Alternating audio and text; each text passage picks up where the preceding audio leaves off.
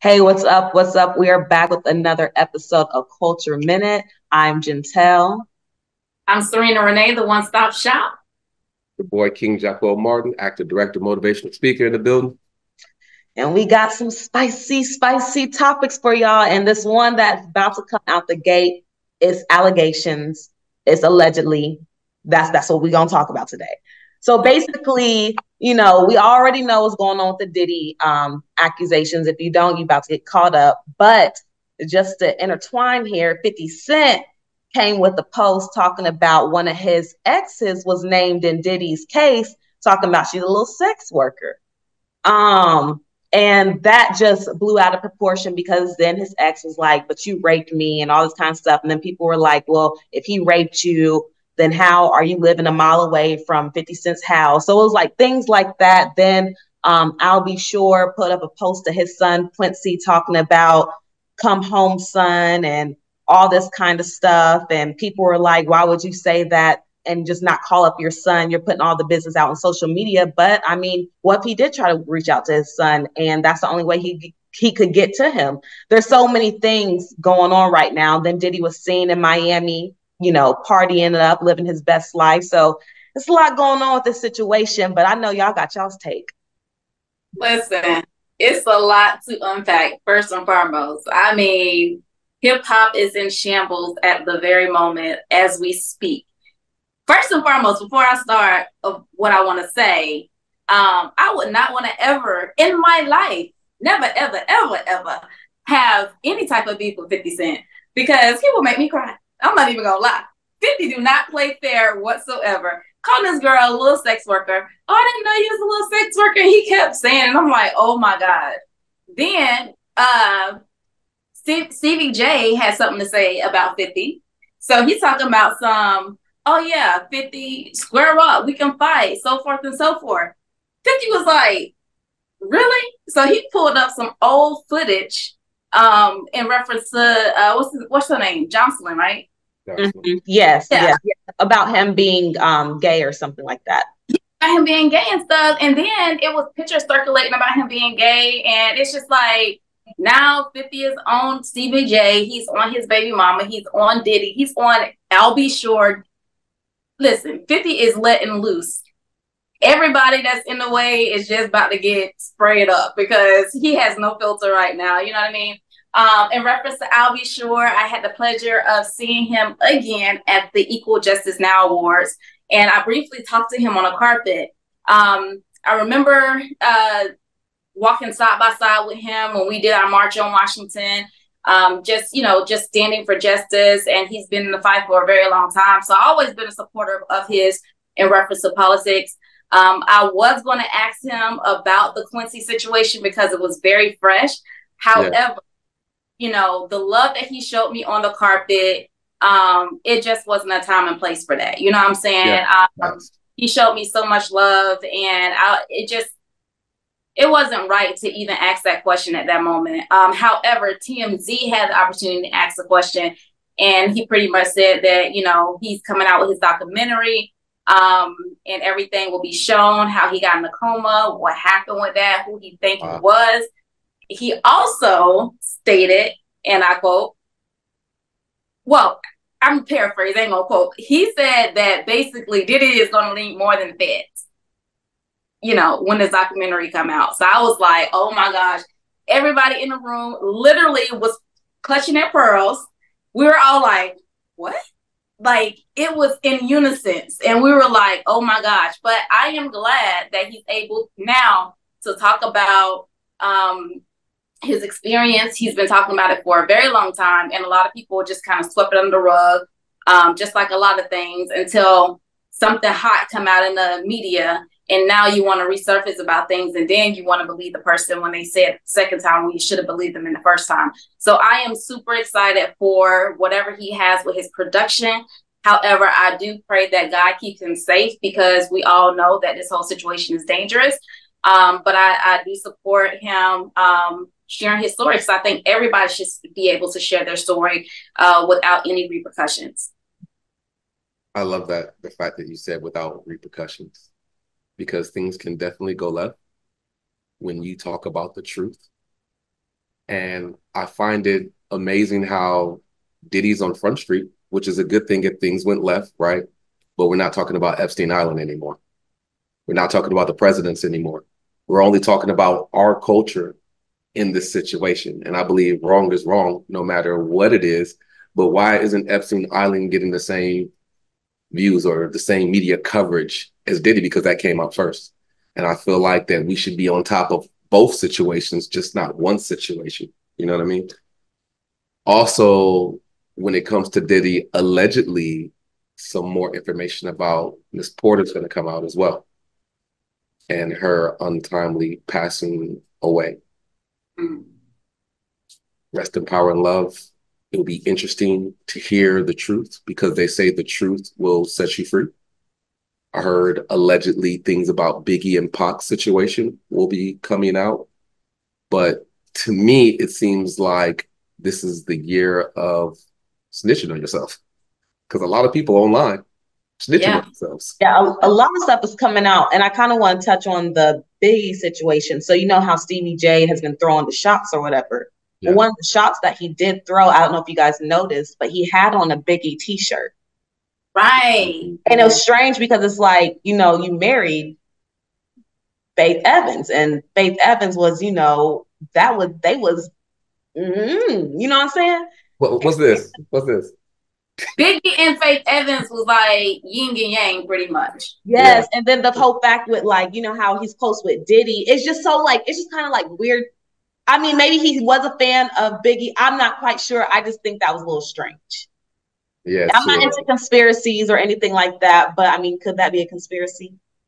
It could be. And let me say this, you know, back to I'll Be Sure and how people are saying, why is he, like you said earlier, why is he saying come home on the internet? We never know what happened. First of all, when Kim Porter was alive, Quincy stayed with Kim and Diddy, right? So he was raised with Diddy, right? And he probably periodically seen his dad, just like any two, you know, co-parenting situation, right? However, we don't know what Diddy said to Al to make him not be around. And who's to say that he wasn't around? We don't know. We wasn't there, right? So it could be that he could have threatened Al's life, and Al was like, you know, I'm just going to keep the peace or whatever. I know my son loved me. You know, he comes around when he wants to. I have a relationship, the kind of relationship that I know me and him have. It could have been that. And then when Kim passed away, unfortunately, you know, I did see Quincy around his dad a lot more. So let's talk about that, right? And then he was still around Diddy at the same time. So we never know what that situation is. Everybody always want to say, oh, well, he ain't even in his child's life. How you know that? Y'all just see what y'all think y'all know because of what y'all see on the internet. That's just like me and my daughter, right? Everybody knows she moved here to California with me, right? And since we've been here, I've been posting her a lot, right? But for the past two months, I haven't been posting her. Don't nobody know what's going on in our life. You know what I'm saying? I heard some people tell me, oh, is Samaya okay? Because I see you haven't posted her. She's doing great. We talk every single day. What are you talking about? She's taking a social media break. That's nobody's business. That's something that she decided to do. So if I don't want to post her out of her wishes, that's not what I'm going to do. But people always have these preconceived notions. Just because you're not doing normally what you normally do on social media is the issue. So they need to stop that. And another thing before I pass it on is I want to touch bases on too. Everybody's talking about the negative part of the I'll Be Sure situation, but nobody's talking about how he also stated at the event that he owned his masters. He finally got his masters. So that's good. About that, but nobody's talking about that in the media. They're not talking about the positive. They're only talking about the negative stuff. Yeah, no, they are talking about the negative stuff. And, you know, sometimes you do need a social media break. Because I know I'm taking one like off of like posting for the next 21 days. I just kind of want to like fast within myself on that note. But what was I going to say? Quincy. So I was watching Fox Soul and Claudia Jordan, them, they were talking about the Diddy situation. And they were like, you also don't know what Diddy was doing to Quincy. Like, was he giving him all these like great things, you know, like, because sometimes that can keep somebody around and like live that lifestyle. So it's like, you know, maybe he took him shopping. I mean, that. I said maybe he took him shopping. Oh, okay. No, did he? Y'all have no clue what I'm talking about. That went so far over y'all head or whatever. I just feel like I don't really like it. Like, I just feel like it's still supporting Diddy. I'm not saying I'm not. I'm just saying, like, right now, what has came out, I don't support what has came out, but I feel like No Diddy is really like still like keeping him relevant. And it's kind of like he just did all this allegedly to all these women, and we're still saying like No Diddy. Well, no, the No Diddy is the pause factor. So when people are saying No Diddy, it's like saying no homo. That's what that's why they're saying No Diddy. It's more towards, you know, when people say pause or no homo. That's right. But I feel like we're still saying his name. Is like, yeah, it's cool. It's just something funny or whatever else. I mean, a lot of people think it's funny. I just feel like I haven't really caught on to that like funniness of it. It's all love. You're not by yourself, because me either. I think someone asked a great question saying, where are all your friends at? Where are all the friends that attended the party? And why aren't they speaking up for you? Why isn't anyone standing up for them? Because you go out to the party, you go up and you could show up, you could be at shaking hands at awards and showing mad love. But I forgot his name, but I do love the fact that he said, you know what? A friend is a friend. And even when my friends are in bad situations, I'm still a friend and I'm still loyal. Now, what I'm not going to do is take a bullet for someone else if they know they've done wrong. But I will stand by my friend's side in the midst of their storms. So my question is, where are all the people that's willing to stand up and still be loyal and be a real friend? That doesn't mean you have to approve of what someone else is doing. That doesn't mean you know if they're doing wrong or right, but your loyalty to your friendship should still be there. Yeah, because you're right. If I knew my friend was innocent, like 100%, I'd be like, yo, like they didn't do that. Like, right. I think your friend is innocent. You mean you're going to stand by your friend. Right. And I feel like, I mean, Diddy did recently, from what I heard, allegedly he like deleted him and Tiana Taylor's little thing that they had together. You know how they just dropped like some photos and video. Yeah. He just like took that off his page. And I feel like a lot of his friends aren't saying anything because it's going to give them bad press. I think it was Lil Bootsy. I think it was Lil Bootsy who asked that question, who stated that. Yeah, it was Lil Bootsy, you know, who stated it. And I just thought that was such a dope question, because there's always three sides to a story that I believe. I believe that there's his side. I believe that there's someone else's side, whoever is a victim, if there's a victim in the situation, and I believe that there's a truth. But at the same time, I do believe there's friendship. So if I'm kicking it with y'all, I'm going through something, I'm like, yo, Gentel, Sarina, I didn't do this. This ain't what it is. You know what I mean? If you believe me, you still gonna rock with me. But I feel like a lot of people have took the silent path, which is whatever their choice is, they can operate in their friendship however they choose to. I'm just saying how I look at loyalty and I look at friendship. If I believe someone is innocent, then I'm going to stand by that. Because when I went through my situation with the police and I was fighting, you could tell who your friends really are when you go through some shit. Well, you know, I know you said something in reference to what Boosie said and how, you know, you'll take a bullet and all this stuff like that. But listen. I know I said I'm not taking a bullet for someone that I know that's guilty. If you're guilty, then that's you. But if you're not guilty and I believe in you, then I'm going to speak up with you and fight with you. Right. But that's what I was getting to that point. So how we know that his friends don't know? I mean, how do we know that his friends know that he is guilty? Like, they've been around Diddy enough to know his character and integrity. Yeah. You understand what I'm saying? It's not by chance that Mary J. Blige, who is the closest to Diddy out of everybody, having came out. DJ Khaled, where has he been at? Right, like these people know Diddy. They've been to these parties. You understand what I'm saying? And they don't want to be under investigation. Come on, let's be 100% transparent here. Like, I'm just saying how I rock. You feel me? I'm just saying, like, let's be 100% transparent. Like, if my friend First of all, I'm not gonna be friends with people like that. Period. Let me just put that out there, right? Friends, you got shows with But like. I'm saying y'all showing up to the party, y'all out there, y'all, you know what I'm saying? Y'all with the smoke until there's smoke. But that's how you kind of know something's up, because if it wasn't, all those people have been like, now y'all know Diddy, he ain't gonna be doing none of that. Like, unless everybody would have came out, but it's a lot of people that's coming out from the 90s that's saying opposite. Like, yeah, I remember these stories about Diddy. I am traumatized, but I'm not gonna say nothing right now. But I'm not surprised. Yeah, you feel me? Mm-hmm. So it's a difference. If you do wrong, I mean, I understand people make mistakes, right? Yeah. It's different between making a mistake and doing wrong. And giving people cocaine. He was doing wrong. Yeah. If you out there slipping people pink cocaine or drugging them and all these other different things, and you're grooming them, and it's wrong. Right. You're willingly knowing what you're doing. Right. So of course, if I know you, first of all, and I know that you're doing that stuff, we ain't gonna be rocking together. But you have people that have been rocking with him for a very long time or whatever, and I don't know what their relationship. I can't speak on that. And they've been around, they've been to the parties, because Diddy parties probably fun. Just like LeBron James said, ain't no party like a Diddy party. And people hopped on him on that. And I had to hop in the comments. I don't know LeBron like that, but I had to say, how did you know that LeBron stayed it till the end? You don't know if he stayed for the whole entire party. Right, because everybody doesn't stay. I think who did something where they were like, you go to a Diddy party, but you don't stay. Like, you leave. I think Cat Williams talked about this too. Okay, yes. Just said that too. Who? Uncle Luke. Oh, yeah, Uncle Luke. Yes. So, I mean, yeah, everybody who did hang around Diddy, they probably didn't experience everything, because everybody's not going to experience the most things that could get you in trouble. You know what I'm saying? Yeah.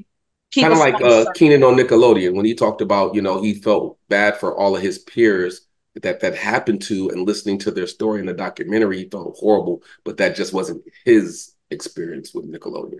Right. Exactly. 100%. And the same thing that we talked about too, collectively. Yeah. The things that's in the industry that's going on right now is not our experience. Why? Yeah. Because we don't put ourselves in those predicaments. And if we see something, we're going to leave. If we feel in our spirit that something about to go down, we're leaving. So we're not going to see those things, and we're not going to be able to experience that. So, that's a great point. Yeah. And I think that's the same thing when it comes to the friendship that Boosie is talking about. Right. Those are not his friends. They were associates. Right. And the only real friend that I would think of is like the Mary J. and the people that was really there rocking with him in the 90s. But it is what it is. Yeah. Well. Oh, one last thing. I'm sorry. Oh, no, but when that finger get to going. I will say that Stevie J, I guess he's doing what Boosie said, being a friend, right? But that's not a credible friend. Stevie J is not a credible friend you want to have around at this time. And then the thing about it is like he's around you in Miami the day after your raid, and then like shooting shots at other people. Like, I'm glad you brought that up. I will say this: I hate when people can't handle an intellectual conversation, so the only thing that you can think of in the debate is violence. So since you can't talk your way out of this, you want to fight your way out of it. You know what I'm saying? I think that's kind of weak. I mean, there's a time and place for everything, but as adults, as successful professionals, to the level that people have been in, you feel me? Like, we should be able to have intellectual conversations, even if we're on two opposing sides, without it always turning into violence. We got to do better. Like, you're about to be 70 years old. You old enough to be in a nursing home. Chill out. Talking about fight somebody. Yeah. Well, another social media violence, not like fist fighting or that, gang violence, but Tyrese had some words to say to Joe Biden after Joe Biden wished, the transgender community a happy Transgender Day of Visibility on Easter. So this year, Easter every year falls on a different day. Every year. It's not always the 31st, but this year it was the 31st, and that's actually the same day as Transgender Day of Visibility. And that day was founded in 2009. So I think that's where everybody's like thinking Joe Biden made this day for the transgenders on Easter, when he was just wishing like a happy Easter and a Transgender Day at the same time. And Tyrese was mad and was like, pick up your Bible. Jesus don't do politics. Ain't enough transgenders on earth for re-election. And I'm just like, why? Why? Why, Tyrese?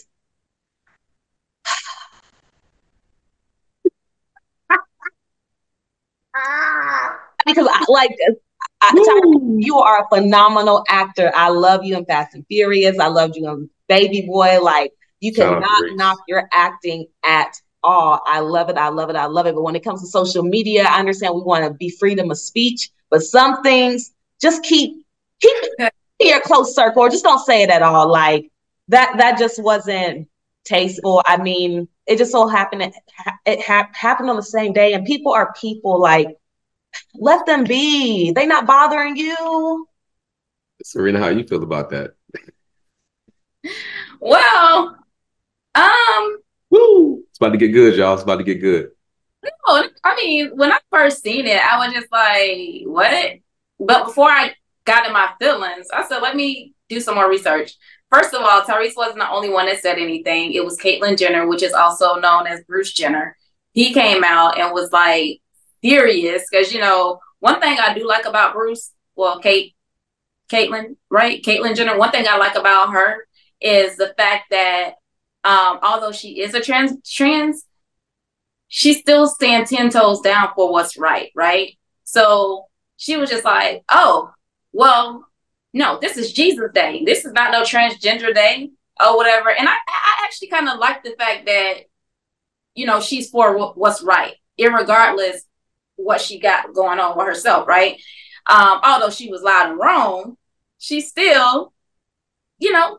But I feel like it wasn't, I don't feel like it was like taken away from Jesus. I mean, maybe Joe shouldn't have put it in the same like sentence, but I mean, because, you know, Jesus didn't believe in, you know, those type of things, but also people who are transgender, who are gay, believe in Jesus as well. So it's a very like hard subject. And I don't know. It's just right. So also, I was going to say too, Trump has something to say about it as well. But ultimately, what I feel like is whoever the PR person was for Joe Biden, they should have did a little bit more research. Not only just research, but also explain it more, because everybody didn't know that that day fell on the 31st of March, right? So what they should have done is say, we were celebrating the resurrection of Jesus Christ, or however they want to put it, but also just let you guys know and aware the 31st is also transgender whatever day, right? And I like they could have explained it a little bit more, but how he put it out, it did sound like he was trying to wash out Jesus and bring in the trans. Well, I mean, if you don't vote for him, you ain't black. What's the difference? I'm sorry? I said, if you don't vote for him, you ain't black. Technically, I'm not. I'm like light skin. Like Sandy Brown. Sandy Brown. Yep.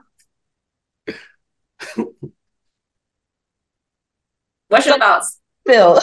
Oh, I thought I was gonna be able to sneak past this one. No, yeah, I'm like, say it. I was trying to sneak past this one. It is a touchy subject though. Like, it is hard to talk about because you don't want to be canceled. You know what I'm saying? But like, it's just, I mean, go ahead, King.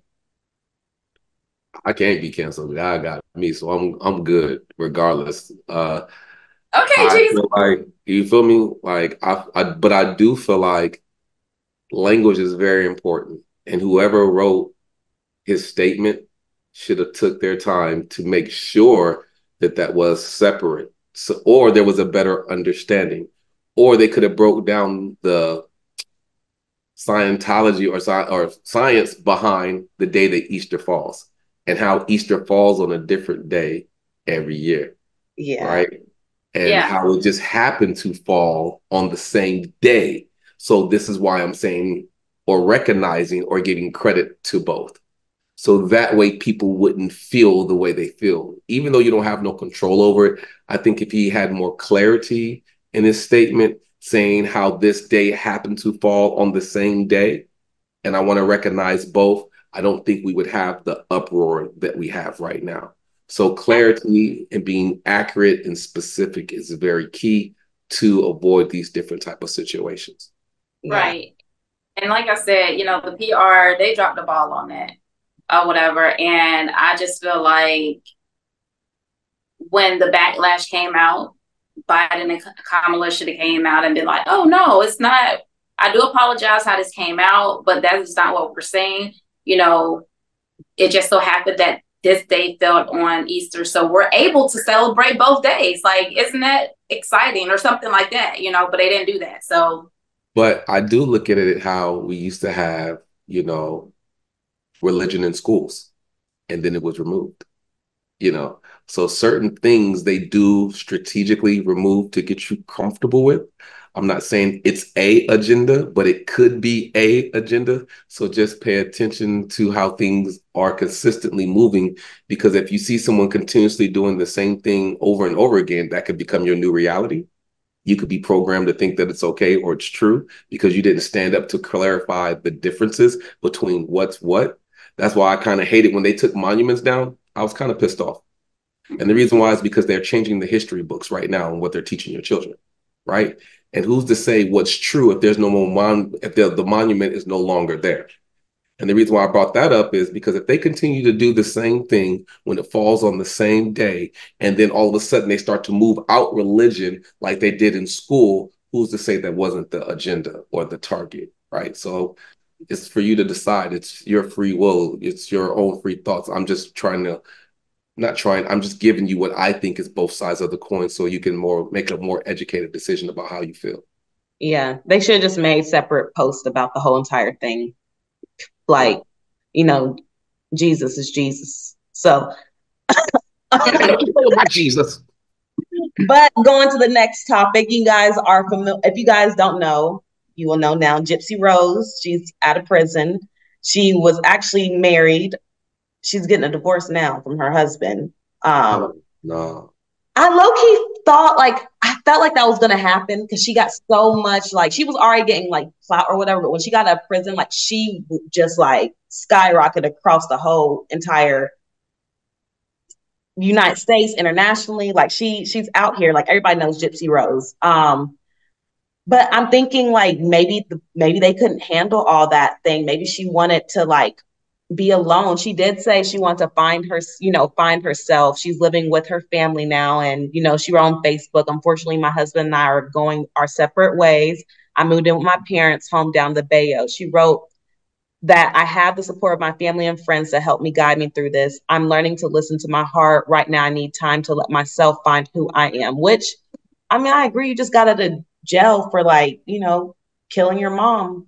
I mean, her mom was the devil, and I'm not saying killing is right, but I'm just saying, like, what the mother did to her was, like, absurd. Talk about it. Stir that tea. Why did you say it like Gentel? Because her mom is the devil. Oh my gosh, that was fun. First of all, as I kept reading the article, I found out that her husband was a special ed teacher. Mm-hmm. So that kind of like made me understand why he thought it was a good idea to marry her in prison. Because there is no way a person in a right mind will marry somebody that killed their parent, and then marry them in prison and then think that after they get out of prison that they're going to still be married. You have to be a special type of person in your mind. So when I was, reading that he was a special ed teacher, I was like, okay, well, that's interesting. To me. And I just kind of put two and two together. He sympathized with her. Mm-hmm. Just like this. What? Why are you laughing? I mean, are you trying to skip this subject too, King? No, listen. I get it because look, I told y'all last segment, my mom actually married a dude in prison. I thought she was crazy as hell for doing it. You know what I mean? So people marry for all different type of reasons. No judging for me. It was just the explanation that he was a special ed teacher and how she broke it down so well. It just tickled my soul. So I appreciate that, Sarina, and the education that you gave me. That's the only way I can think that it made sense. Like, he really, you know, had empathy with her because it relates to the students that he works with every day. He ain't learned nothing from Papoose and Remy. Because, like, how do you think that this girl's gonna get out of jail and y'all gonna have a normal life? Like, and you guys are doing like straight Lifetime movies while she's in jail, and like all this promo press is going on, people following y'all. Then you guys have a bunch of comments. Yes, there was a lot of positive comments, but there was also a lot of negative comments saying, like, you know, bashing him, bashing her, bashing them being in a relationship. So a lot of that stuff could have went to their heads too, because if you're not used to like people trolling you, you know, you can say, oh, it's not going to hurt me. But then some comments might hit home if you were like bullied as a kid and people used to say those things to you. And then, you know, it's out for the whole world to see. And now people think what those people are saying. So it's like, you know, I feel like it's a domino effect. I feel like get it right on the head, Gentel. It's one thing to handle it when it's all loving comments. It's another thing when you're actually living in the reality of it and you have to deal with it on a daily basis, especially if you're actually taking the time to read the comments. Actually, if your marriage is based off the hype of what the storyline was, and when it goes negative, how do you handle the negative moments? So I'm so happy that you brought up that because, you know, when you're separate, it's one thing. But when you're together and you're in each other's space every single day and you have to figure out how to problem solve together and handle the press. Hell, people don't even have press and they struggle with communication and relationships, right? Let's just keep it funky. You know what I mean? You got people getting divorced every day. I done been through my stuff, you feel me? So I'm not judging nobody. But imagine having the regular situation in the regular drama in real life and the press on top of it. That's your stress times 10. So if we're barely having commitment without the press, imagine having your marriage with people commenting on it. What if you were in the bubble and people watched your marriage every single day and watched every single issue and watched every single problem and tried to comment? You know what I mean? That's tough. That's tough for anybody to be able to deal with. So yeah, my thing is like, I wonder what was going through his head. Like, did he have to tiptoe around her to not make her like do something? Make me angry. Make her angry or do something that trigger her because she might kill me. Like, you gotta be a type of person. You feel what I'm saying? Like getting it from his end because it really might not even be him. Like, what if, you know what I'm saying? What if he got scared? He could have feared for his life because it got real. Who's this? Yeah. He probably couldn't even sleep at night because she in the bed with him. He probably woke up and she's sitting there just like that, sitting there looking at him in the middle of the night. Like, because like, I'm not saying I'm just speculating, just because sometimes when you grow up in like a trauma household, that rubs off on you. And you can take those little things into different situations. So what if she was doing, like you were saying, Sarina, like kind of like, you know, stuff around the house that was like, oh, what is this? You know, because her mom was poisoning her since basically the day she was born. And like, I'm not saying she was poisoning him, but I'm just saying like there could be signs of things. Right, like since he tried to cook her breakfast in the morning, you know, just being nice, serving her like a person's supposed to serve in a relationship. She's not used to that. You know what I'm saying? She used to being served and being poisoned. So if he's trying to serve her and she's like, thank you, but I'm good. Imagine how that make him feel. Or you could reverse it and let's say she's doing all the right things and then he's making her relive her trauma. You know what I mean? He's making her pay for all the sins. You know what I mean? So it works both ways. But at the end of the day, they both still decided to make that union between each other. So if you can't give each other that grace, then you probably don't want to make that situation. But like I said, it's one thing to talk about it and be in the crowd. It's another thing to actually be in the game and have to manage what's actually happening. So I could see that seesaw going both ways with both of them being triggered, you know, or being afraid. Or not them, but just the comments they could have received. They could have been receiving death threats. You know, people say all different type of things in the comment section that could be very triggering or alarming or scary or whatever else. So, I mean, that's a tough situation. I just pray they both find their own peace. Yeah. Definitely send prayers out to you guys. We're going to take a little break and give a shout to our proud sponsors, 24/7 Life Culture.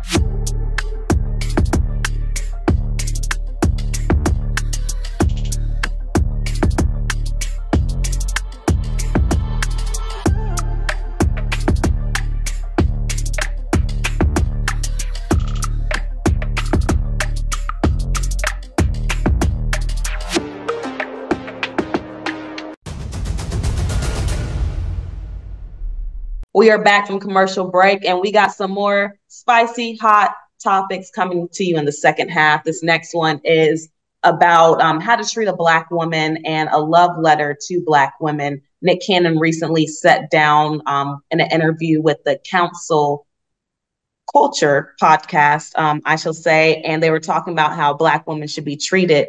And one thing that hit home for me is sometimes us Black women feel like we have to be so strong, and we just really want a man to like make us feel like we don't have to be strong. Of course, we're going to continue to be strong, but like where we can kind of let our guard down, where we can feel safe. And I do feel like there are Black men out there, or any type of men out there, race, to treat us Black women in that way is just, it's minimum.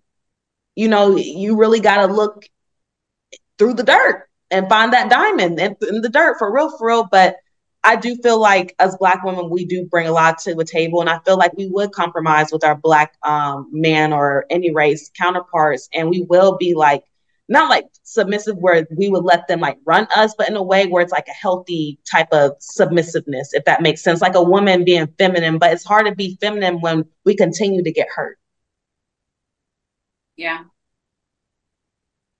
I agree. Do you want to talk first, King? Because I see you. Go ahead. I'll let you handle this. You good, sis. You sure? Mm-hmm. So I remember watching this podcast, and y'all know I'm a little waterhead. I'm tough, but I'm a waterhead at the same time. And then when the lady was talking about the part of, I don't want to be strong, like stop putting that on me. We have a stigma in, you know, society where you have to be a strong Black woman. I'm not created to have the weight of the world on my shoulders. Right. That hurts. It makes me fatigue. It makes me, you know, I'm not going to say weak, but like. No, it doesn't make you weak. What's the word I'm looking for? When you're not, when you're trying tired. To, huh? You're just tired. Yeah, tired. It makes you, you know, and I just feel like I love that these topics are coming up because it's allowing Black women to understand that we don't have to be as strong as everybody else. We can cry if we need to cry.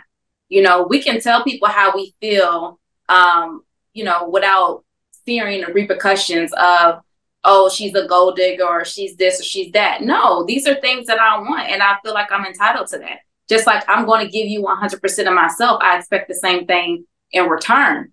You know, I also feel like, you know, I love these topics too, because it shines light on what I feel like the government has pit people against each other, whereas Black women from Black women to Black men, women against men, period, whites against Black. Because like I told y'all before in the other podcast, the World Health Organization had put out a global epidemic saying that there is a epidemic of loneliness. But I strategically blame it on the social experiment that they have been pushing through social media. You know, you're pushing these things, whether it's TV, social media, Twitter, Instagram, you know, like this is what you guys have pushed. And now as Black women, because this agenda has been pushed so much, everybody think you can raise kids by yourself. You don't need a man. You can do it by yourself. You don't need a man. Yes, you do need our men. I'm not going to sit here and say I'm 100% independent, but to a certain extent, it's a lot of things that I want a man to do for me. I'm tired of taking out the damn trash. Let's start there. I'm tired of taking out the trash. I know how to change my tire on my car because I had to learn how to do that. I don't want to do that. I want to see my man with his shirt off, taking care of my car, or taking it to the mechanic, or going to the gas station, filling up my car. You know what I'm saying? Like those things to be done for me. Talk about it. Period. I don't feel like I want to be like a hard female all the time. Yeah. You know, when I'm around you, I want to feel like whatever noise is in the world or whatever I dealt with during the day, that all that is silent as soon as I'm in your presence. That's what I want. Yeah. And that's what I'm entitled to. And so is he. I'm so glad you added the ending on that. That was beautiful. Was there anything else you was adding? That's it. Well, first of all, I want to acknowledge you guys. Thank y'all for saying that because sometimes we won't know, right? And it's the duality of that, right? And hurt people hurt people. But the truth of it is, y'all have been robbed of your femininity. You've been robbed growing up as kids, as little girls, because a lot of people grow up with broken glasses because they've been touched in the home. People didn't believe them. People didn't want to listen. And it's wrong because your femininity has been stolen from you. I'm not saying just by men because women do it as well, but men have taken your femininity. Not only that, you've been programmed to think that you're supposed to be strong when that's the opposite of who you actually really are. It's not your responsibility to be strong, but you have to be strong because we're not doing what we're supposed to be doing. And so you have to act like a man because there's no man being a man in place. Even in the home, it's stupid as hell to think that it's only supposed to be one person raising a child when it took two to create it. So when you have two people creating one child, but only one person raises it, then that throws off the balance of how the child grows up and its perspective because it's only getting one portion of it. You guys have also been tricked when it comes to this submissive thing because we'll tell you to be submissive, but we never show you what submission looks like. We'll ask a woman to be submissive, but when was the last time we showed you what being submissive looks like? Technically, biblically speaking, for my Bible thumpers, if we want to go to the Bible, it's supposed to be God, man, woman, and child. But if man is no longer there, then that means woman has to fill up two roles. And when you're doing two roles, that makes you hard because now you have to do a role that you were never designed to be in the first place. And then when we come back, we're like, yo, why are you so hard? Why are you so this? Why are you so that? Well, because you wasn't doing what you were supposed to do. Because if you were leading the way you were supposed to be leading, then I could be in my femininity. And then I know that it's not just a racial thing, but it is a racial thing because sometimes we envy how white people grow up because they get to be dainty, they get to be soft. But that's systematically constructed because if you have no finances, then you have to grow apart. Then you have to get used to Peter robbing Paul because you can't live comfortably. And if you can't live comfortably, that means we're taking you out of your femininity because of financial strains. So you grow up in a situation, you grow up in the hood, you grow up seeing pain, you grow up seeing people on your block, you grow up on the corner, and then what you grow up becomes your new normal, but it's not normal. It's only the toxicity that's the new normal, right? So I always play this joke, right? When I do speeches, fellas, y'all gonna kill me for this, but oh well. In the Bible, it talks about Adam and Eve, and we always talk about how Eve came from our rib, right?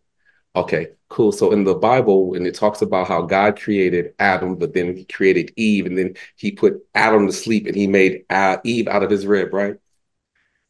Eve saw an apple and the serpent came over to say, hey, would you eat this apple? He tricks her into it, right?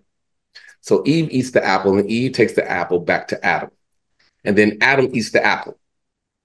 So why is it when God came down, he didn't come down when Eve ate the apple? Anybody know? Because he didn't give Eve the instructions, he gave the man the instruction.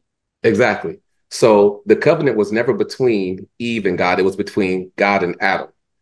And when God came down, he said, why are you naked? What was Adam's first words? You know? He blamed it on a woman. And we've been blaming y'all asses ever since. Wow. You so, just, yeah. You definitely preached to us, though. I ain't gonna hold you. That was so it's like a two-sided spectrum when it comes to that, right? So I did this poem that I was messing around with, right? And it was called I'm Sorry. And it's kind of started off when it was just saying that I'm sorry for not being the man that I was always destined to be. And when I wasn't being what I was destined to be, I blamed you. But when I blamed you, I left my responsibilities and then I gave you all my responsibilities and it all fell on you. Now, when we created a child, it wasn't us both with the child because I left the child on you. And then you wonder why you don't feel like you anymore because you aren't you. You are doing both of our roles. You're playing two parts and then you think you're so strong, but you're not really strong when it was supposed to be both of us. So I'm sorry for not listening. I'm sorry for not being there. I'm sorry for not being the man that I was supposed to be. I'm sorry for not loving you. I'm sorry for trying to solve your problems when you just wanted me to listen to your problems, because it was your problem to fix in the first place. And not all the time you want me to fix something, you just want something to listen to you. So I'm sorry for not listening. I'm sorry for not loving. I'm sorry for not taking care of you. I'm sorry for not paying the bills. I'm sorry for not leading the way that I was supposed to lead. I'm sorry for just not loving you the way I was supposed to love you. I'm sorry that I didn't fulfill the potential that you saw in me, but I tricked you with my words and I took everything from you, because it's crazier how I can judge you and call you out your name, but I never took the time to get to know your history. Because if I knew your history, I wouldn't treat you the way I treated you. Because if I couldn't love you the way you needed to be loved, then I would let the next man step in and love you how you're supposed to be loved. But my ego couldn't see you with someone else, so I couldn't set you free. I'm sorry for just not being everything that I should be, but then I come back and then I judge you. I throw you under the bus and you don't feel like you. I gaslit you. I lied to you. I tricked you. I stole from you. I robbed you. I was never anything but the serpent who tricked you to bite the apple. I should have been saying, I'm sorry. I'm sorry for not just being me, because if I was me, then you would be free. If I was everything that I would promise you to be, then you could be everything you should be. But you can't be what you should be, because I don't know who I am, because I'm still suffering in my pain. I don't have my own healing. I never grew up to be the man that I thought I was. I was just saying I was a man. But when I am a man, that means I put childish things away and I became a man and took on manly responsibilities. And when I take on manly responsibilities, then that means I have to love me first, because I can't love me. I can't love you if I don't know how to love me.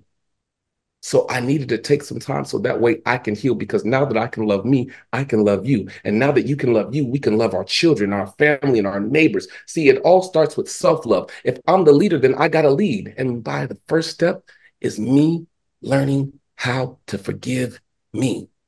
The 5-year-old, the 10-year-old, the 15-year-old self. I got to look my own self in the mirror. I got to know how to love me so I can know how to love you. But until then, I'm sorry. Men, are y'all taking notes? You know, I feel like just drop mic on that. That was great. That was great. Hey, and I'm capping from my own mistakes, because guess what? I was broken and I hurt a lot of people. I tried to love. I tried to break generational curses. I've been divorced. I've been through my problems. I've broken hearts. I've done all these different things. And this is just me learning from my mistake. So don't let me sit here and make it seem as if I'm all knowing. I'm not. I'm just learning from my flaws so I can be better. And I'm opening up my closet so that way you can see my flaws so you don't have to go down the same path. I'm not perfect. I'm working it. I'm a work in progress, but I'm perfectly imperfect. And the more honest I can be about my flaws, the better I can become, because that's where your strength is. Your strength is learning from your failures. Yeah. Yeah, no, straight like that. Love it. Yeah. So this next topic is the conjoined twins. They got married. They actually got married a couple years ago. I want to say it was in 2021, but they're now going public with it. And a lot of people have certain comments to say, yeah, they've been married. Yeah, they've been married. It was just, now they just showed it. Oh my gosh. Yeah. Yeah, no, I mean, a lot of people are just questioning, you know, how does this work, since it's, you know, two girls, two sisters, two twins joined together and they have one husband, but the husband's only married to one of the sisters. But, you know, what the sister has a boyfriend and wants to get married, like, you know, how does everything work? I think those are the questions, even though that is their business and that they have, you know, they're working it out the way they're working out. Obviously, it's working out because she ended up getting married. So, I mean, they went through the whole boyfriend talking stage, you know, he's all in. So I have a lot of questions. First of all, what did the parents say when the dude came up and said, "Hey, I want to marry your daughter"? They probably were happy. And then I looked at the pictures from the wedding, and both of the sisters look happy. Yeah. I think because so it's like because I mean, think about it, they probably never really like experienced the normal like upbringing like everybody else, because you know they were born joined together. So like being married is probably like a huge accomplishment for them. They're probably like, They just want to be happy. I don't know. Yeah, but I'm just like, see, I don't want to say nothing. I mean, I want to say something, but I got to be very careful because I don't want to offend anybody. Like, I'm so happy that I found love. I mean, like, dang, they found love. That's amazing, right? But the way the other sister looked at so happy as if she was getting married too. Like, psychologically, are you really thinking that you're getting married too because y'all conjoined as one? Like, I understand that she know that that's her sister's husband, but in her mind, she like, okay, I don't know, I'm this just what I'm thinking. And she's like, I'm getting married too. Shoot, it's a 2-for-1. You know, they have the same. Is that what he's thinking? Is he thinking it's a 2-for? Wait, let me finish. So, and they got the same organ, so it's like she's getting what the other sister's getting. So is it kind of like he cheating on his wife with the other sister? You know what I'm saying? Like, it's a lot of things to unpack. And like, if they have a baby, who baby is it gonna be? You know what I'm saying? And she having sex, is the other one still a virgin? Yeah, because they only have one bottom. And like only one bottom belongs to the sister. And I think it's from the opposite sister who didn't get married. If I'm not mistaken, I could be wrong. That's a lie. It's a lie. How you gonna have 2 heads? You got all this up here, right? Mm-hmm. You have all this. You got, they both have the same organ. I mean, they own different organs up here, right? But when you get down here, only one of them have an organ. Don't quote me. Like I don't know. Is it 4 breasts and 2 coochies? I just know what I kind of read in the comments. I don't know what's true or not, but from the comments that I've seen, I heard that it's allegedly. Like half and half. Like I don't know. Don't get me to lying. Like he said, they had 2, whatever, right? Do they have 2? 4 breasts and 2 coochies, or is it 4 breasts, 1 coochie? Let me see. It's regardless, it's a complicated situation. Got a boob, and the other sister got a boob. Regardless of whatever the body parts are, it's a complicated situation, and mentally, how do they separate it? Is basically technically what we're trying to get to. So no one's offended. We're trying to see how does it affect them mentally, not just physically, but mentally. So if one is doing one thing with one, is the other one feel like they're included? Or what if one doesn't want to do it and the other one does and it goes down? Is that a mental situation where one could perceive it, she's being raped mentally? So it's the mental conflict that we want to get to and get an understanding of. How does that work mentally? And if they're all on the same page, then great for all people, but all people aren't on the same page all the time. So we all understand this. So what happens when they get into an argument and the other person doesn't want to hear it? How do you work that out? How do you have private conversations if you just want to talk to one side without the other side being involved in it? Or is it just something that they have to work out in their own relationship? So it's just an interesting topic because, one, we wish the best for people, you know what I mean? But we're just trying to get a little bit of an understanding of something that we're unfamiliar with. And it's no shade, no disrespect to nobody. Yeah, no disrespect or no shade. But do you think they're used to it though? Like, growing, they've been joined together since they were born. So like, do you think they know how to handle these situations by now? No, well, maybe even as adults, we're separate and we don't know how to handle these situations. Well, maybe they talked about it. Maybe they said, what if we ever get in a relationship? Or I really like this guy, he's hot. And then the other sister's like, yeah, he is cute, but I don't like him like that. But I think you should date him. And it's kind of like, can they do normal stuff? Like, you want to take a shower with your significant other. So the other one stand outside? How they gonna stand outside, King? One leg outside and one leg inside.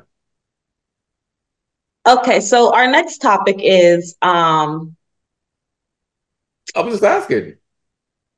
I don't know. I think about it, because if one person's outside, that means she's not in the shower and they have their privacy. Right? I thought they would shower together though. I mean, if all, I'm just saying, what I'm saying is it's all possible that they all could be in the shower together. But let's say one doesn't, they have a disagreement. So one is inside, one is outside, and that way it's still, the situation still works. I don't know. It's confusing. I'm not trying to be disrespectful. Yeah, no, I don't think you're being disrespectful. I mean, I think you're asking questions. I think we're all asking questions that people want to know and just trying to figure out. And it'll be great if, you know, they have another show. 'Cause I know they did have a show about them, growing up. That would be, I'm not looking at your screen no more. Well, New subject. They did have a show, them growing up. So maybe now that they're married and they're finally putting it in the public, maybe we can get some answers and they can clear everything up, even though at the end of the day, it's really, you know, not our business, but, you know, it's in the news and, you know, they made it our business, you know, them talking about it and stuff. So here we are. Well, when they created the show about it, it was open now to public opinion. It's what comes with being on the show. It's open to public opinion. So we're just asking questions. We're not trying to be derogatory, but these are real questions. I mean, yeah, it's real questions. Yeah. Yeah. Would it have been weird if they're walking down the aisle, one's happy and the other one's upset?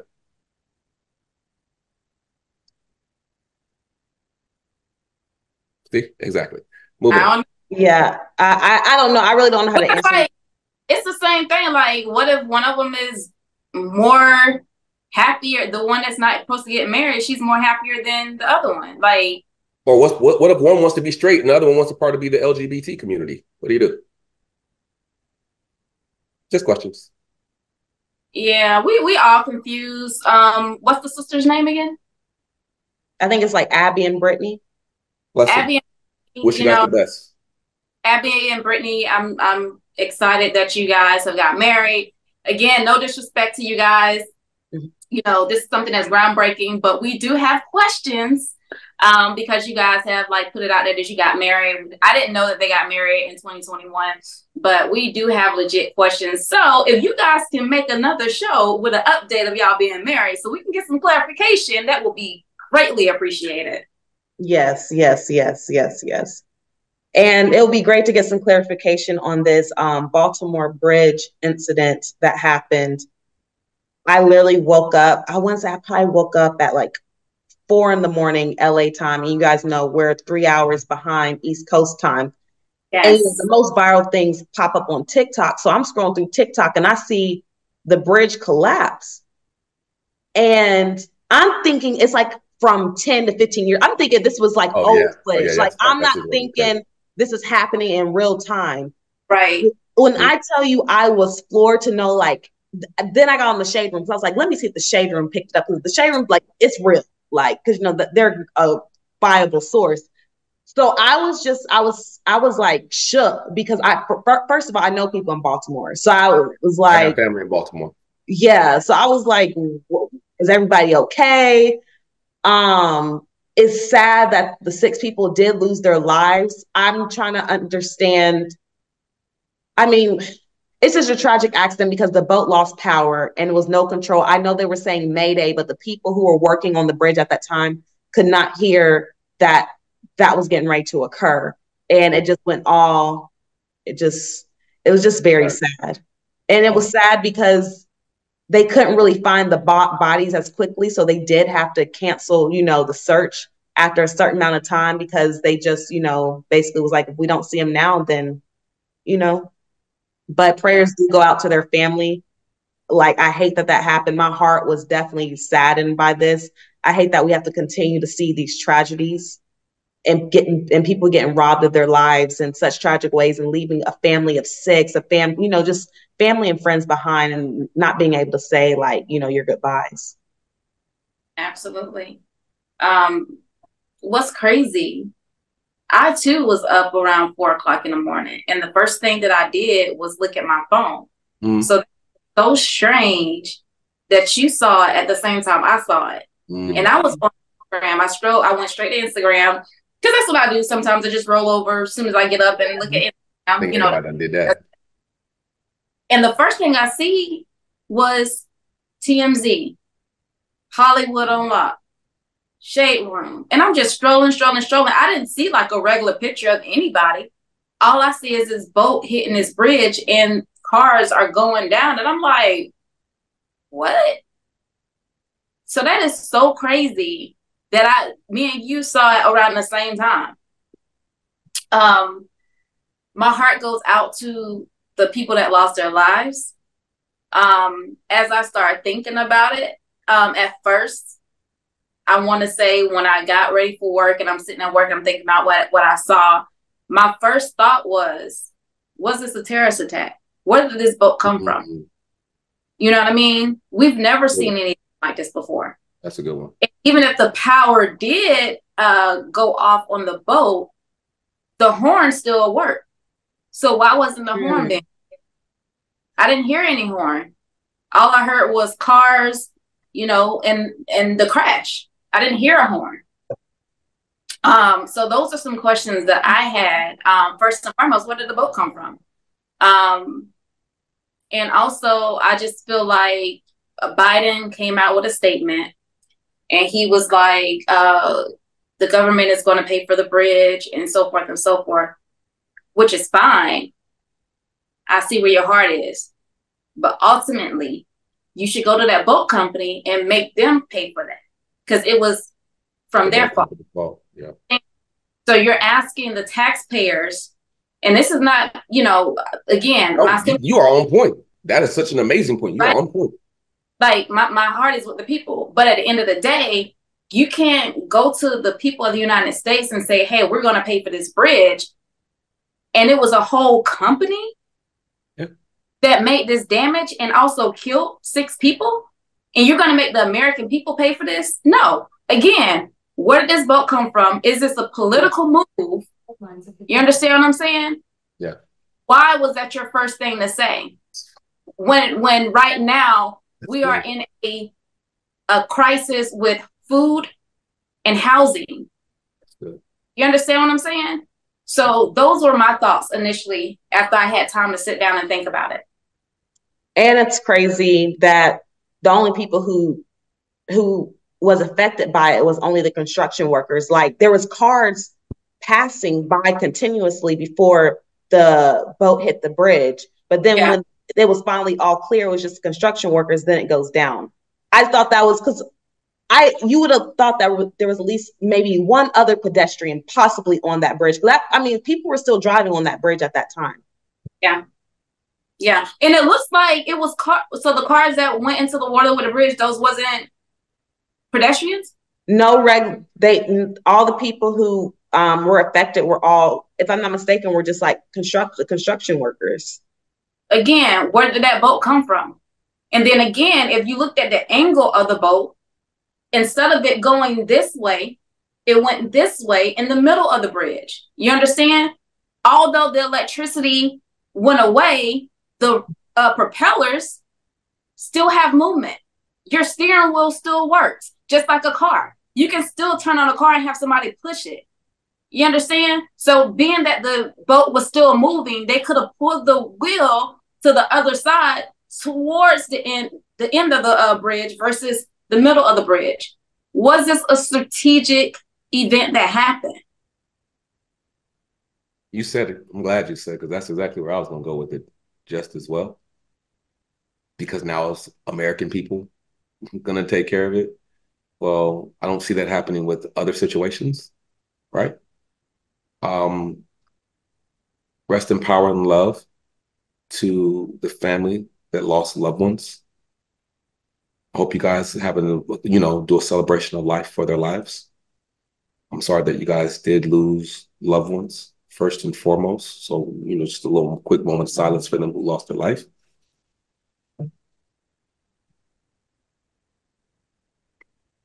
And the situation and the timing of it is so crazy, because there wasn't cars driving, you know what I mean? During that time frame, that it was only workers, thank God, to a certain extent, that the damage was minimum, because it could have been way worse. Yes. It could have been in the middle of gridlock where that situation happened. And we're not just talking about 6 lives, even though their lives are important. We could be talking about hundreds of lives, right? And that's not devaluing the people that did lose their life. I'm just saying the situation could have been way worse than what it was. But I do believe the company should definitely be held accountable for it. I also think whoever the inspector was of the boat, because that they should be held accountable, because you're supposed to inspect the boat before you go out. So did they do a good inspection to make sure that the boat was, working properly before they even took it out that way? To avoid these type of situations, should be held accountable for that situation. And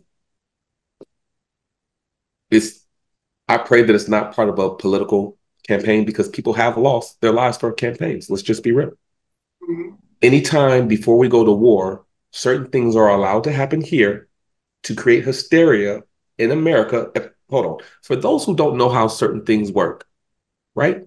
Name a time that we went to war where we didn't allow something to happen to create hysteria for us to go to war, right? Because we do need the American people's permission to go. And certain things happen that get us emotional where we get permission to actually go to war, to send your children to die. Let's be clear about that. So I pray that this wasn't a political move for a campaign to be reelected. If it was, that's horrible. But I'm not saying no surprise, no surprise. And the crazy thing about it is they put it in television shows. They put it in shows like Scandal. They put it right in front of your face about what you think is just entertainment, but it's actually real life. Am I saying too much? Okay. Anyway, rest in power. Yeah. And then, back to the political part of this, the mayor of Baltimore got on television to do his speech and, talk about what happened with the bridge.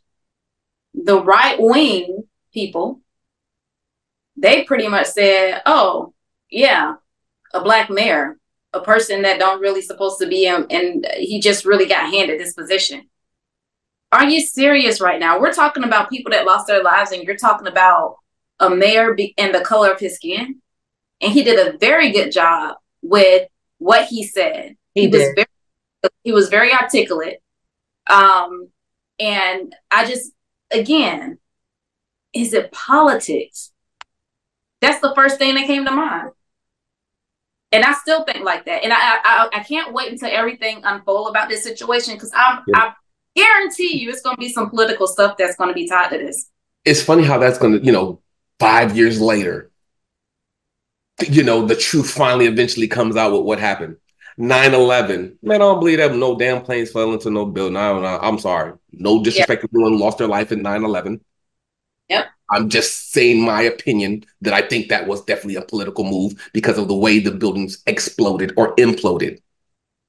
Personally, just my personal opinion. No disrespect. Right. Let me be very clear, because I know that's a very sensitive topic. I just don't believe that the planes, it was an accident that they hit the buildings. I don't think that was accident. I could be totally wrong, but it did look like the buildings were blown up. It did. Heard bombs going off who were actually there at the event. So, hey. Thing is about that, when the second plane hit, it looks like before the plane even touched the building, it looked like it was like a explosion before it was even impact. And you know how like sometimes they demolish a building and they do it to where it's what is it called? They do it to where it is organized demolition. Demolition construction, when they put it in the buildings. Yeah. The way the buildings of the towers fell, there is no way you can tell me that a plane hit that and it went straight down like that. We all went to school. We all understand science. We all understand impact. We all understand gravity and all that stuff, right? Like that, right? So if something is hitting like this, it's going to tip over. Period.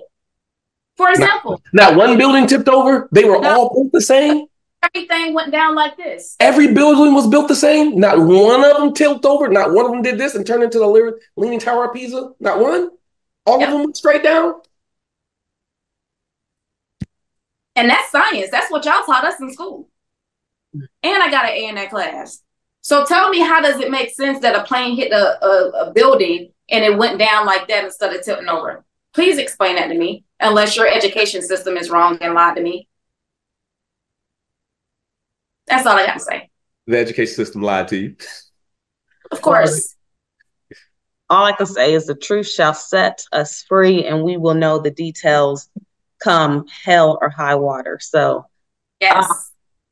Those were our topics for Culture Minute today. We definitely had some spicy ones for sure, and we're going to bring some more to y'all coming next week. So make sure y'all stay tuned. I am Gentel Sharrie. I'm Sarina Renee, the one-stop shop.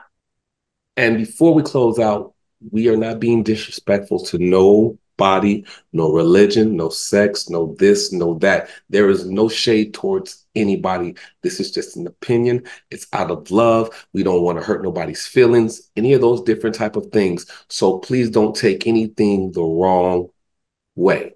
And if you do, then come on the show. Let's have a conversation about it so we can clear it up. But I'm your boy, King Jaquel Martin, actor, director, and motivational speaker. Peace. All right, bye.